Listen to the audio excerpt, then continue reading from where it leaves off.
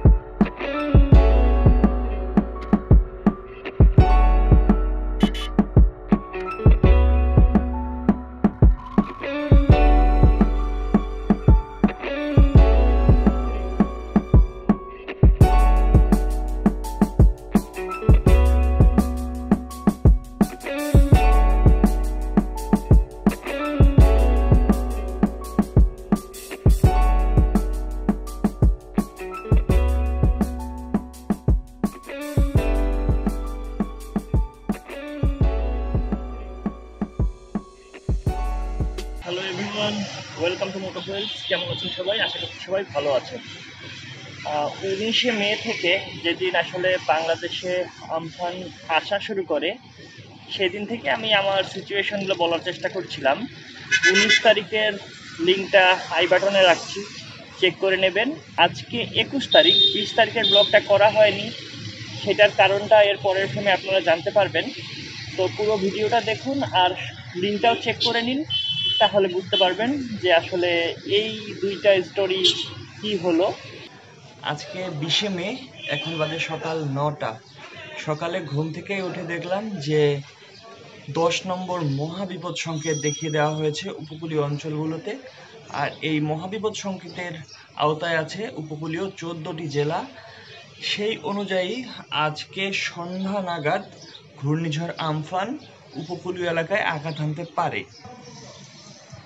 এখন পর্যন্ত ঢাকার অবস্থা ঠিক কালকে সকালটা যেমন ছিল তেমন, মানে অনেক বেশি রোদ। আর রাতে কিন্তু বৃষ্টি হয়েছিল, গুড়ি গুড়ি বৃষ্টি।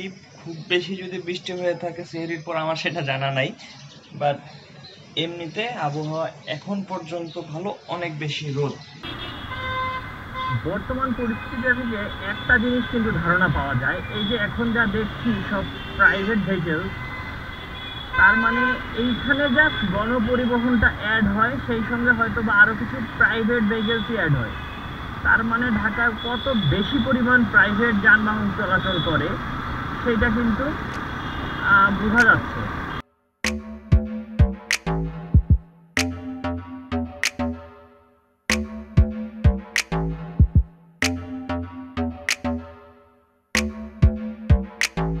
অফিসের পথে আছি, একটি সম্মেলন কেন্দ্রের পাশে একদম ফাঁকা জায়গা একটা। এখন কিন্তু বেশ ঝড়ো হাওয়া বয়ে যাচ্ছে। আর বাসা থেকে বের হওয়ার সময় যেটা দেখলাম সেটা হচ্ছে সকল বন্দরগুলোতে কিন্তু 10 নম্বর মহাবিপদ সংকেত। আর আজকে যেই টাইম সেটা হচ্ছে সন্ধ্যা নাগাদ যে ঘূর্ণিঝড় আমপান সেটা কিন্তু বাংলাদেশের উপকূল দিয়ে বয়ে যাবে। তো সবাই আমরা সাবধান থাকবো, যারা ঢাকাতে আছি তারাও সাবধান থাকবো, কারণ ঢাকাতে কিন্তু এখন বেশ ঝড়ো হাওয়া।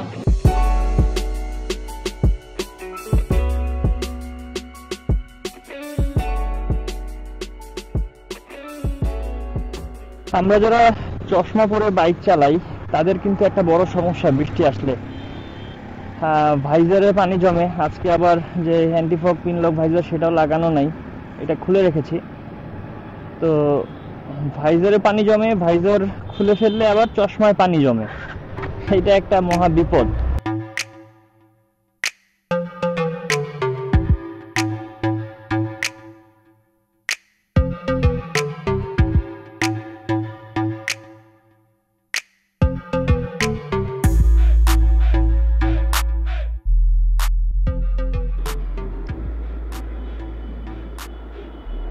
হ্যাঁ, তো ফ্যানটা লাগালেই কাজ শেষ। এখন ভাগ্য ভালো আগেই পরে নিয়েছিলাম, না পরা থাকলে কিন্তু বিপদে পড়তাম। এখন আমি সেট। গ্লাভসগুলো এত কম বৃষ্টিতে ভিজবে না, যেহেতু ভিজবে সেটা শুকিয়ে যাবে।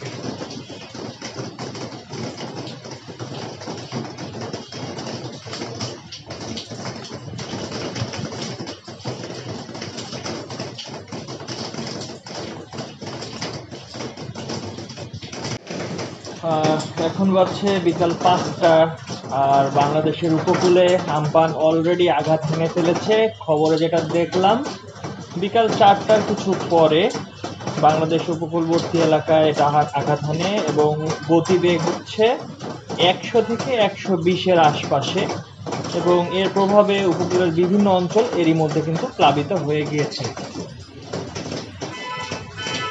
এই হচ্ছে অবস্থা।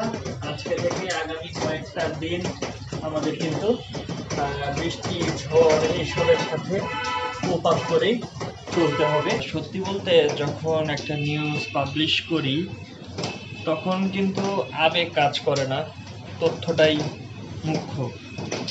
কিন্তু নিউজের বাইরে বের হয়ে এসে যখন এই ইউটিউবের জন্য আমি ভিডিও বানাচ্ছি, তখন কিন্তু মনে পড়ছে একটা জিনিস, যখন আমি দিলাম যে বাংলাদেশের উপকূলে আঘাত হেনেছে আমপান, সেটা দিয়ে বের হলাম, এখন মনে হচ্ছে ওই এলাকার মানুষের আর্তনাদের কথা। আজকে কতজনের ঘরবাড়ি নষ্ট হবে, কতজনের মাথার উপর দিয়ে অনেক বিপদ চলে আসবে। তো এটাই প্রকৃতির খেলা, এভাবেই প্রকৃতি খেলবে, আমরা খেলা দেখব। সন্ধ্যাবেলা ইফতারের পর একটু বের হলাম বাইরে। এখন ঢাকায় বৃষ্টি সেভাবে নাই, বিকালবেলা হচ্ছিল। আমার সাথে আমার কলিগ আছে। ভাই, কেমন যাচ্ছে দিনকাল?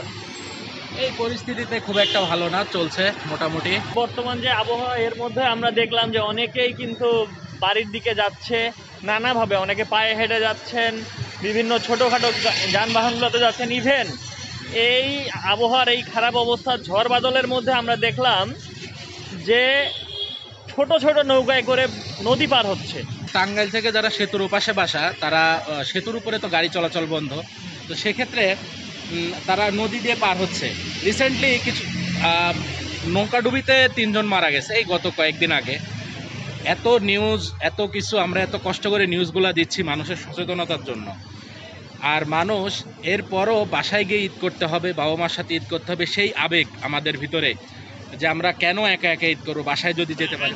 মনে হয় আসলে আমাদের এটা স্বজাতিক একটা আবেগ, আমাদের এই আবেগটাই আসলে আছে। আমি এটাকে সাপোর্ট যে করি না এমনটা না, বাট এই সময় হয়তো বা যারা পারতো তারা ঢাকা শহরে থেকে যাওয়াটা মনে হয় তাদের পরিবারের জন্য মনে হয় ভালো ছিল।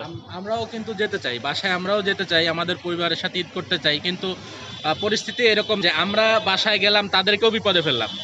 এইটাই হচ্ছে কথা, যে আমরা আসলে এখন আবেগে বাসা যেতে পারি ঠিক আছে, কিন্তু আমাদের পরিবার কিন্তু এটাতে বিপদে পড়তে পারে এবং আশপাশের মানুষজন বিপদে পড়তে পারে। এই পথটা একদম নিস্তব্ধ, অনেক সুন্দর একটা পরিবেশ থাকে এই পথটাতে।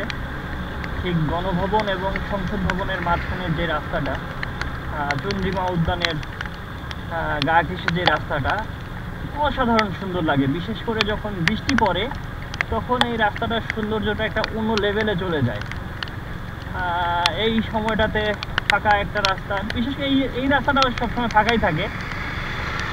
অসাধারণ অসাধারণ সৌন্দর্য।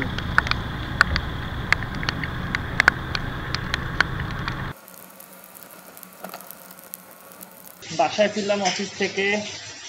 যেহেতু এখন বাংলাদেশের উপর দিয়ে আমফান যাচ্ছে, তো খুব বেশি পরিমাণে বৃষ্টি হচ্ছে ঢাকায়, এটা আর কি আমফানের প্রভাবটা। এখন উপকূলীয় অঞ্চল যেমন খুলনা, সাতক্ষীরা, এই জায়গাগুলোতে কিন্তু আমফানের একটা অংশ প্রবেশ করেছে। আজকে সারা রাতই মূলত এর প্রভাব থাকবে, বলা হচ্ছে যে 4 ঘন্টার মতো এটা প্রভাব থাকবে বাংলাদেশের উপরে।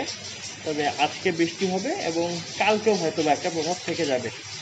তো হয়তোবা আমরা ঢাকায় যারা আছি তারা একদম সুস্থতার সাথে এই সময়টা পার করে ফেলতে পারবো।